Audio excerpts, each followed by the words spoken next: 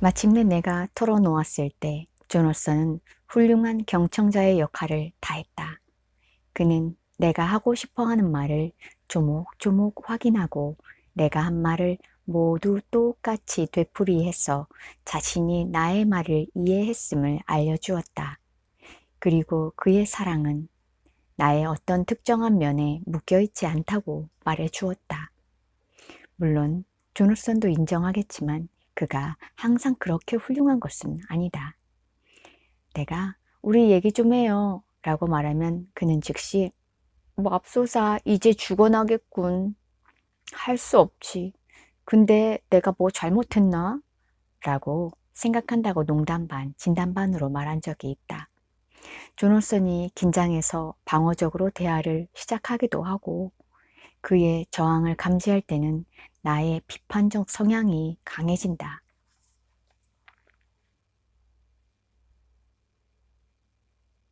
매 순간 자신의 실제 경험을 깨어서 자각하며 비난이라는 두 번째 화살을 쏘지 않고 그 경험을 인정하고 허락하는 것이 최선이다.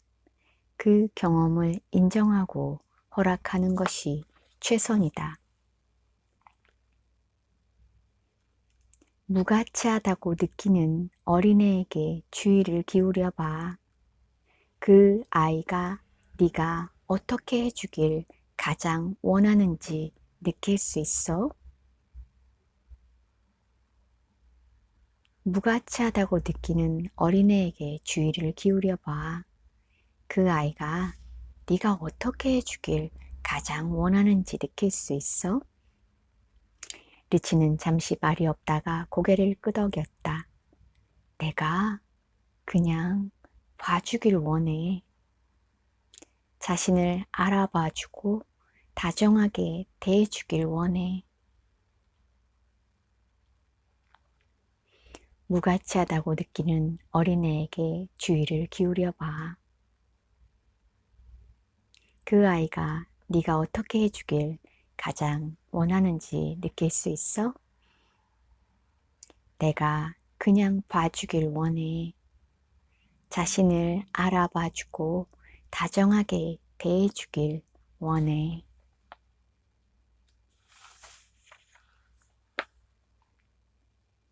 누군가가 우리의 참모습을 알아보고 우리가 자신의 선한 본성과 연결성을 깨닫게 도와줄 때마다 우리는 축복을 받는다.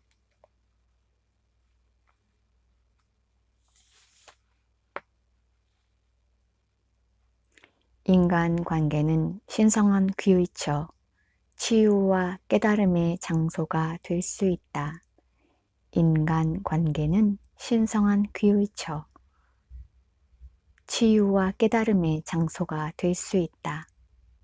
누군가를 만날 때마다 우리는 가면 뒤를 보고 사랑을 갈망하는 사람을 보는 법을 배울 수 있다.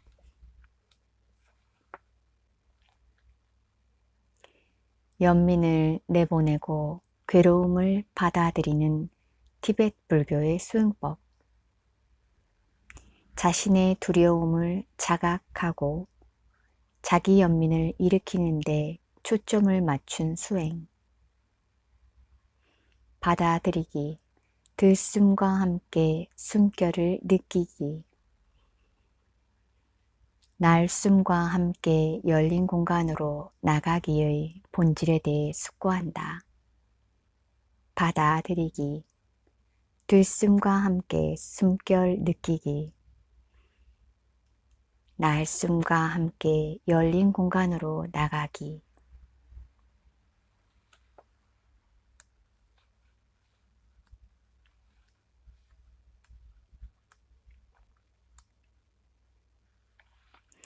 비명을 질러라. 비명을 질러라. 당신의 고통에 무심하지도 침묵하지도 말라. 애통해하라.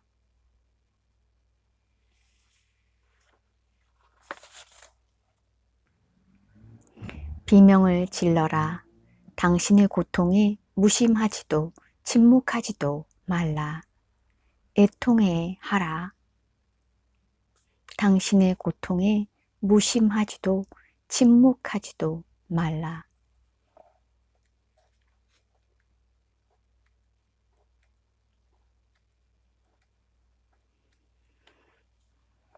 자기 보호막이 찢어져 열릴 때 우리는 너무도 연약하고 취약하다.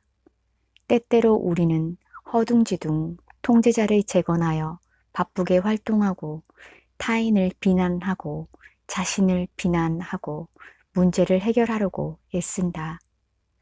하지만 그 찢어진 틈을 기꺼이 내버려 둘 때, 그 찢어진 틈을 기꺼이 내버려 둘 때, 통제하지 않고 현재에 살 수 있을 때 치유가 가능해진다.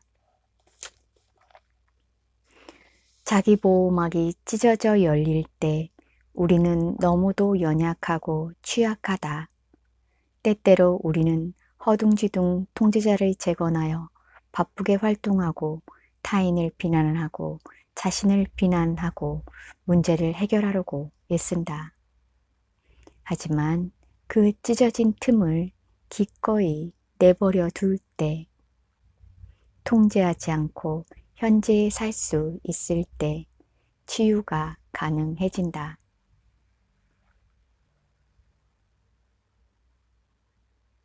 고통의 치료제는 고통의 치료제, 고통의 치료제, 고통의 치료제는 그 고통 속에 있다. 고통의 치료제는 그 고통 속에 있다.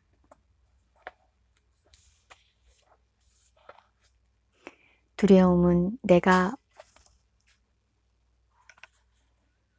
외면해왔던 나의 마음을 꽉 움켜쥐고 비틀었다. 두려움을 허락하자. 두려움에 주의를 기울이고 두려움과 함께 호흡하자. 가슴을 애는 깊은 슬픔이 몰려왔다. 나는 나 자신에게 말했다. 그냥 여기 있어. 이 슬픔을 받아들여. 그 고통은 내 마음을 잡아 뜯고 갈갈이 찢었다. 나는 소리 죽여 울면서 연거푸 덮쳐오는 슬픔의 파도를 고스란히 감내했다. 집이 불타고 있었고 나의 자아는 자신의 취약함과 유한함 그리고 상실의 불가피함과 대면했다. 울음이 잦아들면서 안도감이 찾아왔다. 평화로움은 결코 아니었다. 몸이 아프고 삶에서 밀려나는 것이 나는 여전히 두려웠기 때문이다. 내 삶은 내 소관이 아니었다.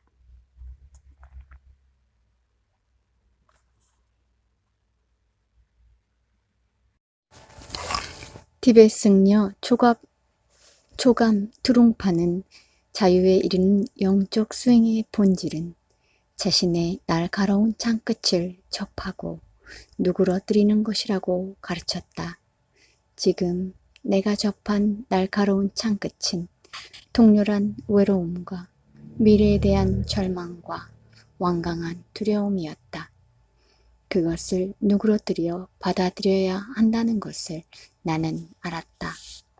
나는 가장 날카로운 통증이 있는 부위에 주의를 기울이려고 했지만 통제자가 여전히 뒤에서 제지했다. 슬픔의 블랙홀로 빨려 들어가 죽을 것 같은 느낌이 들었다. 머뭇거리며 나는 그 부위에 있는 통증을 느끼고 누그러뜨리라고 스스로를 온화하게 격려했다. 슬픔의 날카로운 창끝이 고통스러울수록 나는 더욱 다정하게 속삭였다. 그냥 누그러뜨려. 그냥 내려놔. 괜찮아. 고통스러운 슬픔의 블랙홀에 더욱더 깊이 빨려 들어가면서 나는 순수하고 다정한 사랑으로 가득 찬 공간으로 들어섰다. 그 사랑이 나를 둘러싸고 나를 감싸 안고 나의 존재를 가득 채웠다. 날카로운 창끝을 접하고 누그러뜨리는 것은 영원하고 다정한 자각 속으로 소멸하는 것이었다. 어떤 점에서 보면 병원은 훌륭한 수행처였다. 규제가 매우 적고 혼자 있는 시간이 매우 많고 취약한 자신을 매우 자주 경험하기 때문이다. 이번 기간 동안 나는 수없이 내게 속삭였다. 그냥 누그러뜨려. 그냥 내려놔. 내가 불안한 계획과 걱정에 사로잡혀 있음을 알아차릴 때마다 나는 그것을 날카로운 창끝으로 간주했다. 그리고 그것을 내려놓으라고 나를 다정하게 격려했다. 이 다정함은 커다란 변화를 일으켰다. 퇴원해서 집에 돌아온 후에도 미래에 관한 자기 대화와 두려움은 여전히 그 자리에 있었다. 통제자 역시 늘 오고 갔다. 하지만 내가 매 순간 열린 마음으로 살아갈 수 있다는 것을 나는 더욱 깊이 믿었다. 슬퍼하지 않은 상실. 깊이 슬퍼할 때 우리는 항복에 대해 배운다. 그 깊은 슬픔은 건강하고 지혜로우며 우리를 정화시킨다. 상실의 고통을 에너지로 바꿔서 계속 살아갈 수 있게 한다. 우리에게 사랑의 문을 열어준다. 하지만 통제자는 슬픔이 충분히 깊어질 때까지 권자를 오래 비워두는 일이 드물다. 그리하여 감춰진 슬픔을 긴 세월 동안 품고 사는 사람이 많다. 아동기에 겪은 너무 이른 상실, 성적 학대, 부모의 이혼으로 인한 엄마나 아빠와의 이별, 오랜 중독, 가까운 친구의 죽음, 이 모두가 우리의 몸과 마음 깊은 곳에 봉인된 채 그대로 남아 있을 수 있다. 그는 자신이 결코 충분히 슬퍼하지 않았던 상실과 기꺼이 함께 존재했다. 충분히 슬퍼하지 않았던 상실과 기꺼이 함께 존재했다. 자신이 결코 충분히 슬퍼하지 않았던 상실과 기꺼이 함께 존재했다. 지금 당신이 의지할 수 있는 것은 단 하나, 슬픔은 언제나 그 자신에게 충실하리라는 것. 슬픔은 자신의 길을 당신보다 더 잘 알고 알맞은 때를 찾을 것이다. 그때가 되면 슬픔의 밧줄을 당기고 또 당긴다. 그것으로 휘감은 눈물의 언덕이 마지막 한 방울로 작아질 때까지. 그것으로 휘감은 눈물의 언덕이 마지막 한 방울로 작아질 때까지. 상실을 의식적으로 슬퍼하는 행위는 영성의 길의 중심에 있다. 상실을 의식적으로 슬퍼하는 행위는 영성의 길의 중심에 있다.